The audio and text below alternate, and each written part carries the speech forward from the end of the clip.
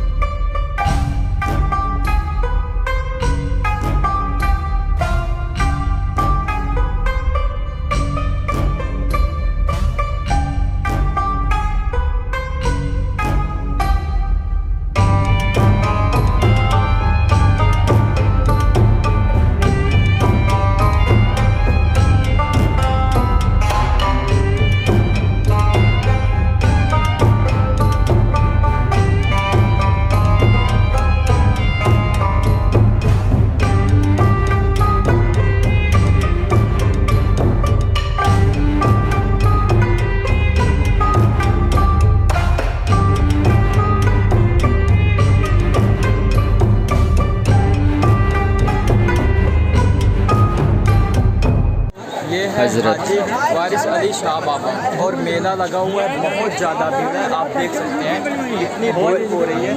पीछे ये दरगाह शरीफ।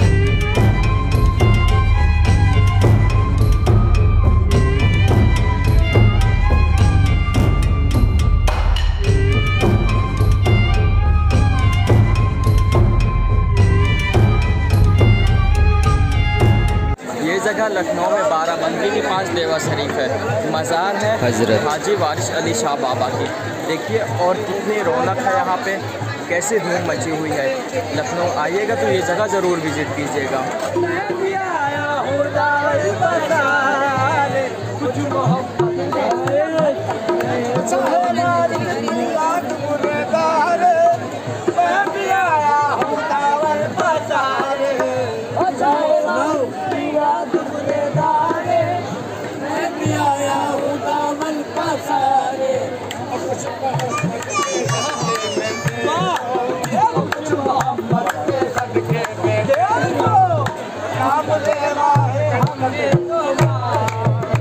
अभी उर्स मेला लगा हुआ है और ये उर्स शायद 8 नवंबर तक चलेगा। अब हम आपको दरगाह शरीफ के बाहर का पूरा एरिया दिखाएंगे और हज़रत वारिस पाक बाबा के बारे में आपको कुछ बातें बताएंगे।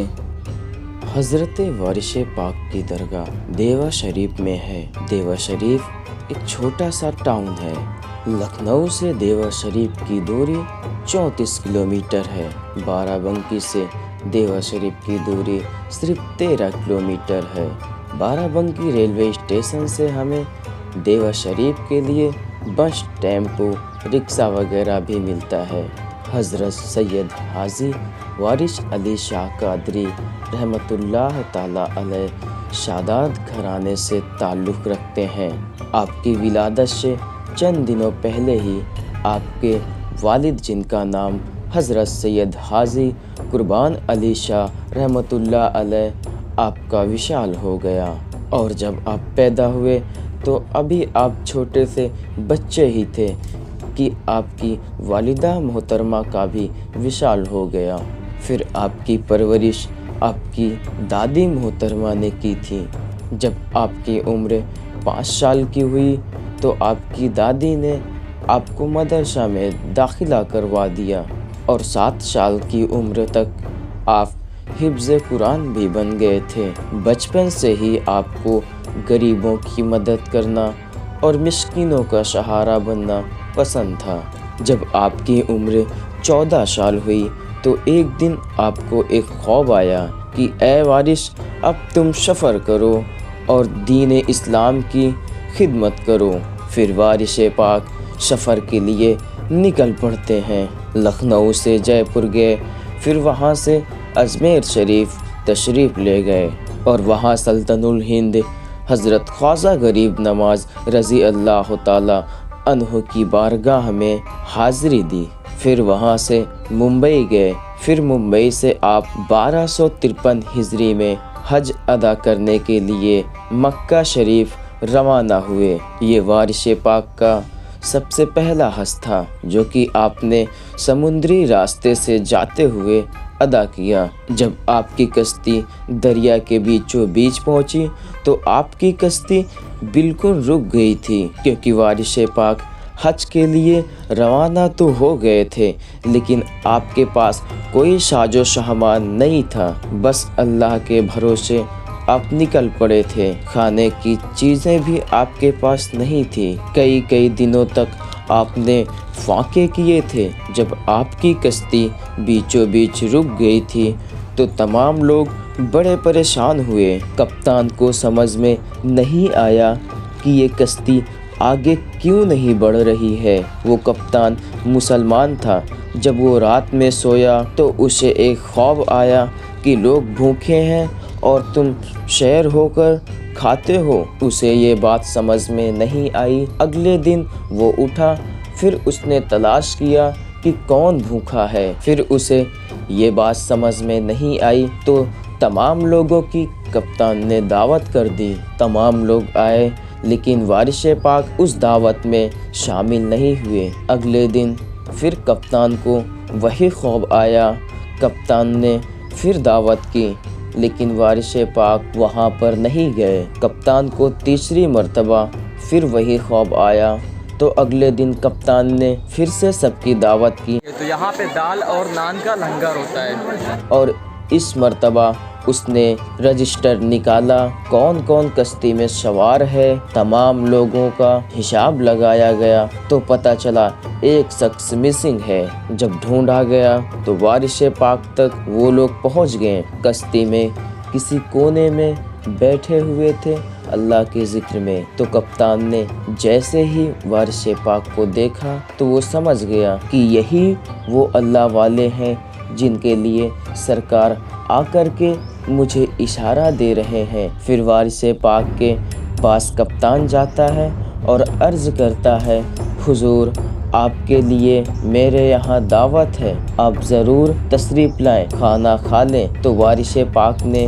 उसकी दावत को कबूल कर लिया और जैसे ही वारिश पाक ने खाना खाया वो कश्ती आगे बढ़ी। फिर तमाम लोग हज के लिए मक्का शरीफ पहुँचे। हज से फारिग हो करके अब एक लंबे सफ़र के लिए रवाना हो गए। वारिश पाक 12 साल तक सफ़र ही में रहे और इस सफ़र में अब कई मुल्कों, रियासतों, सूबों का आपने सफ़र किया और उन्हें दीन इस्लाम की बातें बताई और सिखाई। जब वारिश पाक देवा शरीफ में रहा करते थे तो एक लोगों ने अफवाह फैला दी कि वारिश पाक नमाज नहीं पढ़ते, क्योंकि आप मस्जिद नहीं जाया करते थे। आपके मुरीदीन ने आकर के कहा कि अरे हुजूर, लोग ये अफवाह फैला रहे हैं कि आप नमाज नहीं पढ़ते हो। तो सरकार वारिश पाक ने फरमाया कि मैं तो नमाज पढ़ता हूँ, चलो चलते हैं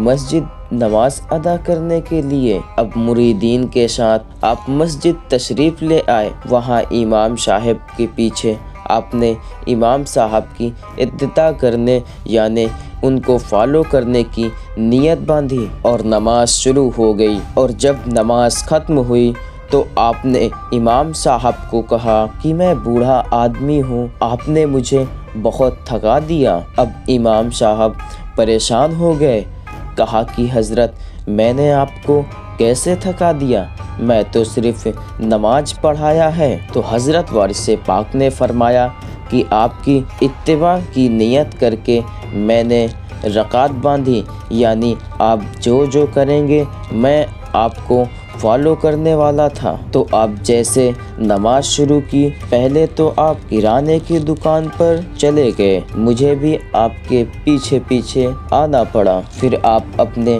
घोड़े का चारा खरीदने चले गए तो मैं भी पीछे पीछे दौड़ पड़ा। फिर इसके बाद आप किसी और काम के लिए निकल पड़े थे, मुझे वहाँ भी आना पड़ा। तब जा कर के आपकी नमाज ख़त्म हुई तो मुझे आपने बहुत थका दिया। तो लोग समझ गए कि हजरत क्या फरमाना चाह रहे थे। यानी इमाम साहब दिल में जो बातें सोच रहे थे, अल्लाह के करम से, अल्लाह के दिए हुए इल्म से हजरत वारिस पाक को वो बातें पता चल गई थी। तो ये हैं वारिस पाक, अल्लाह के वली। अब इसका मतलब ये नहीं कि हम भी किसी इमाम के पीछे नमाज पढ़ना छोड़ दें, बल्कि जमात छोड़ना गुनाह है। हमारे लिए तो वो वारिस पाक हैं, अल्लाह वाले हैं, वो दिलों की हालात और बातें सब कुछ जानते हैं। जब अल्लाह के वली नमाज पढ़ रहे हों तो इमाम भी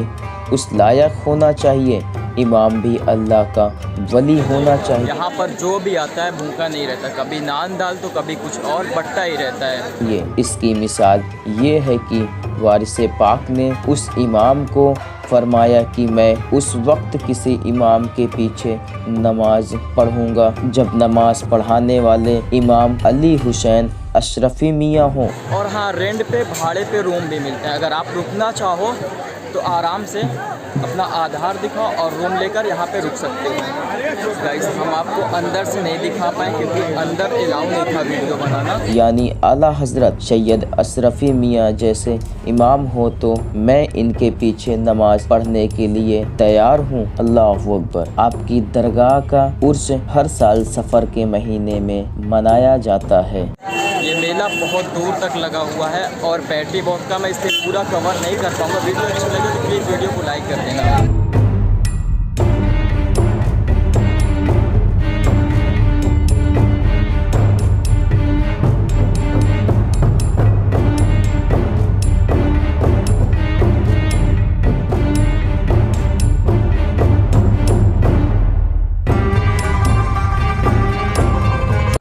वीडियो अच्छी लगी तो वीडियो को लाइक कमेंट शेयर कर देना। चैनल पर नया हो तो प्लीज़ चैनल को सब्सक्राइब कर देना। मिलते हैं बहुत जल्दी एक और नए ब्लॉग में। Thank you so much for watching my video. Bye bye.